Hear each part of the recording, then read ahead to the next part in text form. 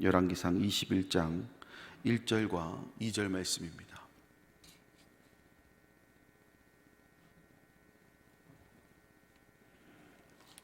열왕기상 21장 1절과 2절 말씀.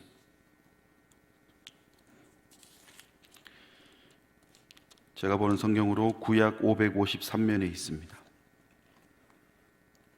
이 시간 합독하도록 하겠습니다. 그 후에 이 일이 있으리라. 이스라엘 사람 나봇에게 이스라엘 포도원이 있어 사마리아의 왕 아합의 왕궁에서 가깝더니 아합이 나봇에게 말하여 이르되 내 포도원이 내 왕궁 곁에 가까이 있으니 내게 주어 채소밭을 삼게 하라. 내가 그 대신에 그보다 더 아름다운 포도원을 내게 줄 것이요 만일 내가 좋게 여기면 그 값을 돈으로 내게 주리라. 아멘. 오늘은 열왕기상 21장 전체 내용을 한번 살펴볼 건데 내용이 좀 길다 보니까 성경 봉독은 1절과 2절만 하게 되었음을 말씀드립니다. 오늘 함께 살펴볼 열왕기상 21장의 내용은 아합이 나봇의 포도원을 탈취했던 사건, 그리고 아합과 이세벨을 향한 엘리야 선지자의 심판의 경고, 그리고 아합의 회개를 기록하고 있는 말씀이 열왕기상 21장의 내용이라고 할 수가 있겠습니다. 먼저 1절 말씀을 보시면 그 후에 이 일이 있으리라. 이스라엘 사람 나봇에게 이스라엘의 포도원이 있어 사마리아의 왕 아합의 왕궁에서 가깝더니.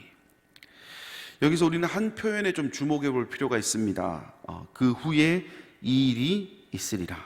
여기서 말하는 그 후라는 표현은 20장 43절 말씀인 이스라엘 왕이 근심하고 답답하여 그의 왕궁으로 돌아가려고 사마리아에 이르리나 했던 그 말씀을 의미하는 부분입니다.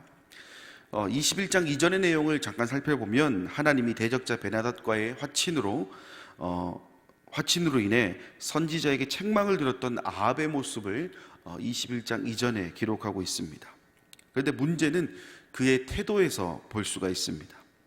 근심하고 답답하여, 얼핏 보면 자신의 행동에 대해서 뉘우친 것 같아 보이지만 이 표현을 히브리어 원어로 한번 살펴보면 이야기가 좀 달라진다는 것을 볼 수가 있습니다. 근심하다에 해당하는 히브리어 사르라는 단어는 기분이 나쁘다라는 뜻을 가지고 있습니다. 그리고 답답하다라는 뜻을 가진 히브리어 웨자에프라는 단어는 화나다, 격분하다라는 뜻을 가지고 있습니다. 정리해보면 선지자로부터 책망을 들은 아합의 심정이 단순히 근심하고 답답하다, 내가 했던 행동에 대해서 무언가 반성한다, 이런 모습이 아니라 오히려 기분이 나빠 있다, 그래서 격분하고 있는 상태라는 것을 알 수가 있습니다. 그리고 그 후라는 단어가 가지고 있는 시간적 의미를 되짚어보면 그리 오랜 시간이 지나지 않았다라는 것을 알 수 있습니다. 우리가 살아가다 보면요, 칭찬을 받은 일보다 책망을 받은 일에 더 교훈을 얻을 때가 많습니다. 그렇다는 것은 지금 아합은요, 자신이 저질렀던 일에 대해서 충분한 교훈을 받은 상태다라고 할 수가 있다라는 겁니다. 그렇다는 것은 지금 아합의 상태는 책망에 의해 교훈을 얻었기 때문에 그 어느 때보다 자신의 삶에 좋은 영향을 줄 수 있는 상황이었다라는 겁니다. 그러나 말씀을 가만히 살펴보면 지금 아합의 모습은 오히려 그 정반대의 모습을 보이고 있다는 겁니다. 2절 말씀을 보면 아합이 나봇에게 말하여 이르되 내 포도원이 내 왕궁 곁에 가까이 있으니 내게 주어 채소밭을 삼게 하라. 내가 그 대신에 그보다 더 아름다운 포도원을 내게 줄 것이요 만일 내가 좋게 여기면 그 값을 돈으로 내게 주리라. 여기서 말하는 나봇의 포도원은요, 단순히 부동산의 개념이 아닙니다. 이 나봇의 포도원이 어떤 포도원이냐면 하나님께서 일찍이 분배해 주셨던 기업 중에 하나입니다. 그렇다는 것은요, 사람이 임의로 사거나 팔거나 할 수 없는, 그리고 누군가에게서 빼앗을 권리가 없다라는 것을 의미합니다. 그런데 지금 말씀을 보면 아합이 어떤 행동을 하고 있느냐, 그것을 자신의 임의대로 사고 팔고 빼앗는 이 행동들을 하고 있다는 겁니다. 그리고 더 나아가서는 이 나봇의 기업인 포도원을 자신의 소유로 만들려고 하고 있다는 겁니다. 그럼 무엇이겠습니까? 책망에 의해서 교훈을 얻었던, 다시 말해서 자신의 삶에 좀 더 긍정적인 영향을 미칠 수 있는 그런 충분한 요건들을 가지고 있었는데, 그것을 오히려 자신의 기분대로, 자신의 생각대로 판단해서 오히려 망치고 있다는 겁니다. 다시 말해서 하나님의 뜻과 가까운 삶을 살아가기 위한 좋은 그런 기회가 있었음에도 불구하고 그런 기본적인 의무를 지키지 않고 있다는 겁니다. 사랑하는 여러분, 우리는 하나님의 백성입니다. 그리고 하나님의 백성이라는 것은 우리 인생의 주권이 우리에게 있는 것이 아니라 전적으로 하나님께 있음을 의미합니다. 오늘 말씀에서 아합의 가장 큰 실수가 바로 여기에서 출발합니다. 앞의 말씀들을 살펴보면 하나님의 섭리로 인해서 패배가 당연시되었던 전쟁에서 아합은 승리했습니다. 그러면 그 승리를 허락하신 하나님께 감사하는 삶을 살아야 되는데, 오히려 자신의 뜻과 맞지 않다는 이유로 불신앙의 모습을 보이고 있다는 겁니다. 그리고 그 불신앙의 모습이 반면교사가 되었어야 됨에도 불구하고 그 분을 참지 못하고 그 참지 못한 분이 결국에는 다른 범죄로 이어지게 되었다라는 겁니다. 이것은 우리도 마찬가지입니다. 이미 하나님의 섭리로 인해 은혜를 받은 자, 곧 우리는 하나님의 백성입니다. 그렇다는 것은 받는 것에만 집중할 것이 아니라 우리 인생의 주권까지도 하나님께 드릴 수 있어야 됨을 의미합니다. 그 과정에서 비록 내 삶에 영향을 주지 못하거나 나의 뜻과 맞지 않는다고 해서 불평하고 불만하고 그것도 모자라 불신앙의 모습으로 살아가는 일은 우리 가운데 없어야 된다는 겁니다. 우리에게 주어지는 모든 일에는 반드시 하나님의 뜻이 있음을 기억해야 됩니다. 오늘 말씀에서 아합은 그것을 알지 못했습니다. 아니, 알려고 노력하지도 않았습니다. 그랬더니 어떤 일들이 펼쳐집니까? 더 큰 죄의 자리로 갈 수밖에 없었다라는 겁니다. 그렇기 때문에 우리는 오늘 이 아합의 모습을 반면교사로 삼아야 됩니다. 인생에 나타나는 수많은 어려움들, 그 중에서도 나의 뜻과 맞지 않는 부분들이 있다면 그것을 바라보는 시선을 우리는 바꿀 수 있어야 됩니다. 그 사건을 바라보는 시각 자체가 다른 시각이 되어야 됩니다. 분명한 것은 하나님께서는 하나님의 백성들이 불행한 인생을 살아가길 원하지 않으신다는 부분입니다. 그 옛날 요셉이 그 칠흑 같은 어둠, 그 감옥에서도 버틸 수 있었던 것은 그 감옥조차도 하나님의 뜻이 있음을 기억하고 순종했기 때문에, 그리고 인내했기 때문에 가능했다라는 겁니다. 그렇다는 것은 우리의 삶도 그 과정에 집중할 것이 아니라 그 과정에 내포되어 있는 하나님의 뜻이 무엇인가. 혹시나 내가 책망받는 일이 있어서 그것이 내 인생의 교훈이 되었더라면 그것을 통해 하나님께서 나에게 하실 말씀이 무엇인가를 집중해 볼 필요가 있습니다. 그런 의미에서 오늘 저와 여러분이 이 새벽을 깨우며 주님 말씀 듣고 기도하는 이 시간이 나의 시선을 바꾸고 나의 시각을 바꾸는, 어떤 시선과 어떤 시각이요? 지금 나에게 다가온 어려움 속에 담겨져 있는 하나님의 뜻을 발견하는 그 모습이 우리 가운데 있어야 될 것입니다. 그리고 우리는 그것을 선택할 수 있어야 됩니다. 그리고 그 선택이 우리로 하여금 또 다른 죄악의 길로 빠져서 허우적대는 인생으로 인도하는 것이 아니라 끝까지 그 자리를 지키고 계시는, 우리에게 선한 길을 보여주실 그 하나님의 은혜가 우리 가운데 다가올 것이라는 그 기대감으로 우리는 살아갈 수 있어야 되겠습니다. 21장 27절 말씀 보면 이렇게 기록하고 있습니다. 아합이 이 모든 말씀을 들을 때에 그의 옷을 찢고 굵은 배로 몸을 동이고 금식하고 굵은 배에 누우며 또 풀이 죽어 다니더라. 자신의 뜻을 굽히지 않았던 아합에게 하나님께서는 엘리야 선지자를 보내게 됩니다. 그리고 그 아합에게 하나님께서 불순종하였던 여로보암과 바하사에게 하셨던 그 일이 그대로 이루어질 것이다 말씀하셨습니다. 어떤 일이었느냐? 신명기 28장 26절을 보면 내 시체가 공중의 모든 새와 땅의 짐승들의 밥이 될 것이나 그것들을 쫓아줄 자가 없을 것이다. 하나님의 언약을 저버린 자들이 받게 되는 가장 무서운 심판의 모습이 이러할 것이다, 지금 아합에게 말씀해 줍니다. 그런데 그랬더니 어떤 일이 펼쳐졌느냐? 27절 말씀이 기록하고 있던 것처럼 지금 아합이 회개하고 있다는 겁니다. 자신의 죄를 자복하고 있다는 겁니다. 그런데 여기서 우리가 주목해야 될 점은 과연 이 아합의 회개가 진정성이 있는 회개냐라는 겁니다. 가까운 예로 삭개오의 예를 한번 들어보면 그가 예수님을 만나고 회개한 이후에 어떤 일이 펼쳐집니까? 자신이 부정한 방법으로 취했던 모든 것들을 내어놓고 모자라면 내가 몇 배라도 변상하겠다라고 삭개오는 고백했습니다. 그러나 오늘 말씀을 보면 아합은요, 성경 어디에도 내가 나봇의 포도원을 돌려준다라든지 우상을 척결하겠다라든지 그런 고백은 하지 않았습니다. 그렇다는 것은요, 그가 했던 회개가 일단 회개는 했지만 좀 진정성이 없는 회개로 보일 수도 있습니다. 그냥 심판이 두려워서 내가 바하사처럼 그런 심판을 당하면 어떡하냐 라는 두려움에서 나오는 후회 정도밖에 되어 보이지 않습니다. 그러면 그 다음 모습이 어느 정도 예상이 됩니다. 진정한 회개가 아니었기 때문에 하나님께서 이 회개를 받지 않으셨을까? 오히려 진노를 보이지 않으셨을까?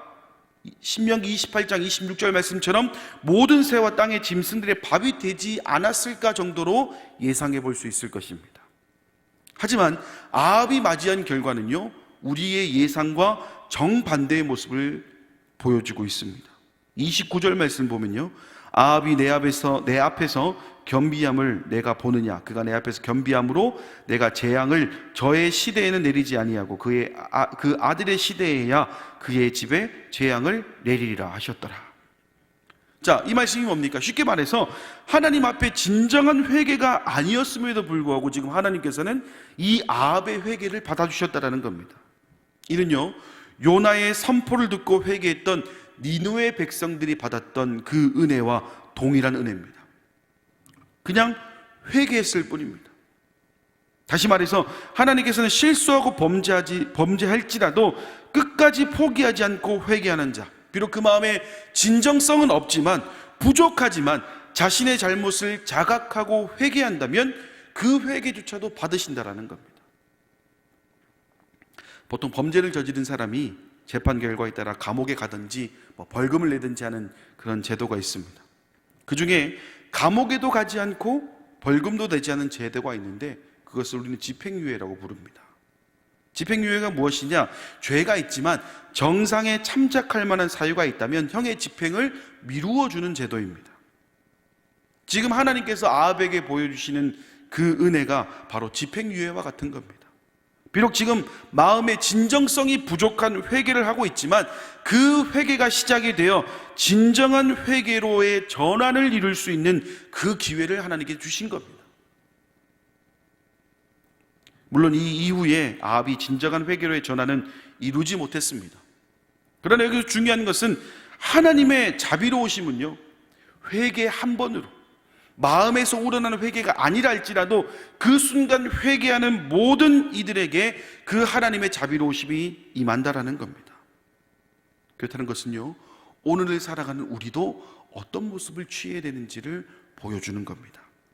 다시 말해서 우리가 진정한 죄의 뉘우침에 좀 근접하지 못할 수 있습니다. 우리 마음에서, 우리 속에서 올라오는 그런 진정한 회개가 없을 수도 있습니다. 그러나 그게 없다고 해서 회개하지 않고 그냥 지나갈 것이 아니라 우리가 그 회개하는 마음을 품는 그 한 번의 시도를 우리는 도전할 수 있어야 된다는 겁니다. 그것이 바로 하나님의 그 자비로우신 은혜를 경험케 한다는 것을 우리는 기억해야 된다는 겁니다. 그리고 그 이후에 우리가 그 기회를 받았다면 그 기회를 받은 자의 모습으로 살아가면 됩니다. 그 선택은 다름 아닌 우리에게 있다라는 점입니다. 세상의 법에서도 나타나듯이 집행유예 기간 중에 또 다른 죄를 저지르게 되면 어떻게 됩니까? 가중처벌이 됩니다. 우리에게 주어진 하나님의 유예 기간을 우리가 인지하지 못한다면 결국 우리의 삶은 유예를 받은 것이 무색할 만큼 고통으로도 이어질 수 있다는 것을 우리는 잊지 말아야 하겠습니다. 사랑하는 여러분, 오늘 우리는 또다시 하나님께서 선물로 주시는 하루의 시작점에 서 있습니다. 그리고 그 시작점에 있는 우리에게는 우리가 원하든 원하지 않든 하나님의 자비로우심이 우리 가운데 놓여져 있습니다. 그리고 그 자비로우심은 제한적입니다. 언제든 그 자비로우심이 우리에게 올 수도 있고 오지 않을 수도 있습니다. 그렇기 때문에 우리는 그것을 놓치지 않기 위해 최선의 노력을 다해야 됩니다. 그리고 그 노력이 무엇이냐? 바로 우리가 지금 살아가고 있는 이 삶 가운데에 죄를 자복하는 것과 회개하는 것이 그 방법이라는 겁니다.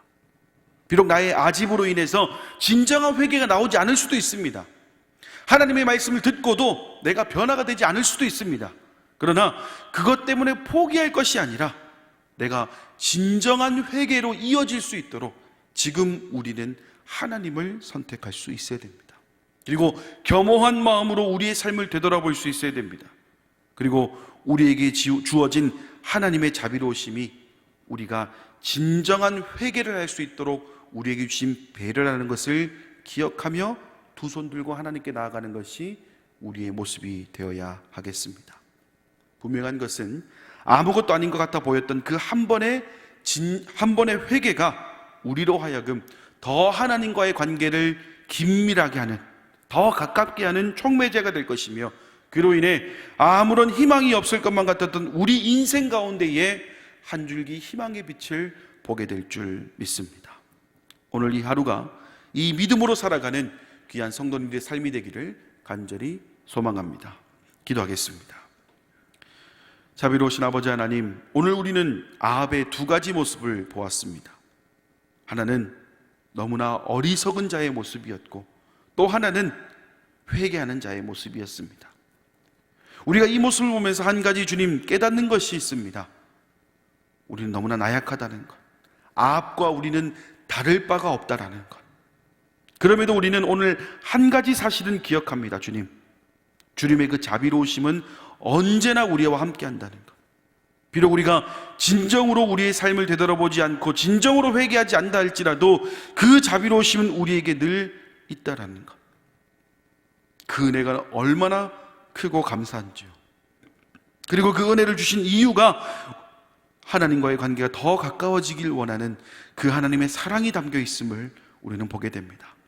주님, 혹시나 우리가 우리의 아집으로 인해서 하나님과의 관계를 망치는 삶을 살지는 않았는지요. 혹시나 그런 삶이 우리 가운데 있었더라면 주님, 오늘 이 말씀을 계기로 다시금 회개하며 나아갈 수 있는 우리의 모습이 될 수 있도록 주님, 우리의 마음을 움직여 주시고 우리를 인도하여 주시옵소서. 그러기 위해서 주님이 원하시는 그 뜻, 이 한 번의 자비로우심이 진정한 회개로 나아가길 원하는 그 사랑이 담겨 있다는 것을 깨닫는 오늘 이 새벽이 될 수 있도록 주님 축복하여 주시고 인도하여 주시옵소서. 오늘도 삶의 여러 가지 이야기들을 만나게 될 것입니다. 그 이야기들 가운데에 나의 욕심을 채우고 나의 아집을 채울 것이 아니라 하나님으로 채울 수 있는 우리 모든 가자 공동체 성도들 될 수 있도록 주님 인도하여 주시옵소서. 모든 말씀 예수님의 이름으로 기도드립니다.